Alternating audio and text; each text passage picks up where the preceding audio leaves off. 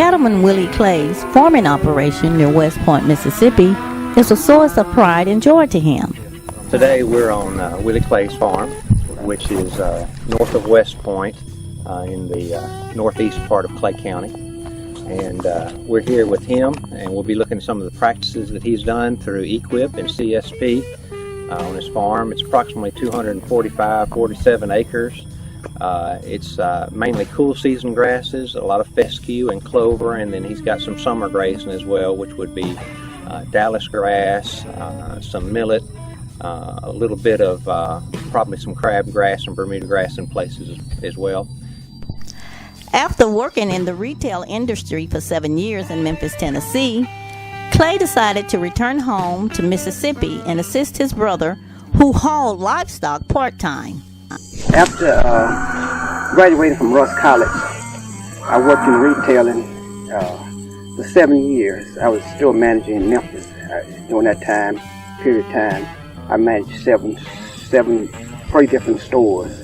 And after the retailing changed so much, then I decided to move back home, back to Mississippi. And my brother was in the trucking business. So I kind of got with him, kind of learned the business a little bit, and I started trucking, and I just really enjoyed being back on the farm and back in the country life. And so after trucking for, I guess, about 15 years, I got to thinking about retirement. So I said, what am I going to do when I retire? And I said, well, maybe I'll just start to buy me some property and start farming. So when I tired of trucking, I can retire on the farm. He became interested in owning his own livestock hauling business and established Willie Clay Trucking, LLC, to haul livestock to stockyards and feedlots nationwide. When his father's health began to fail, Willie Clay decided to raise steers on his designated portion of the family's land. In 1999, he purchased more acreage and visited the USDA Farm Service Agency and the Natural Resources Conservation Service for financial and technical assistance. Well, the practices that we've helped with through our programs are herbaceous weed control, clover planting, stream crossing, ponds in critical area, and heavy use pads, and some cross fencing as well. NRCS has been very helpful. They've helped me with install water troughs and that cattle can get fresh water.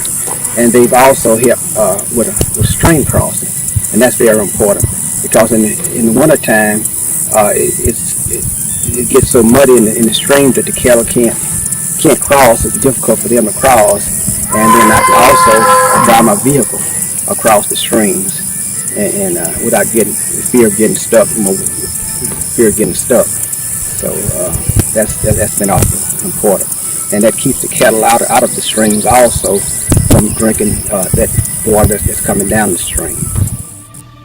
For the past 4 years, Clay has hosted field days for socially disadvantaged farmers on his farm.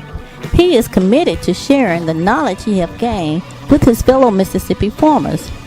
He also uses Facebook to inform farmers about field days and best practices for their farm.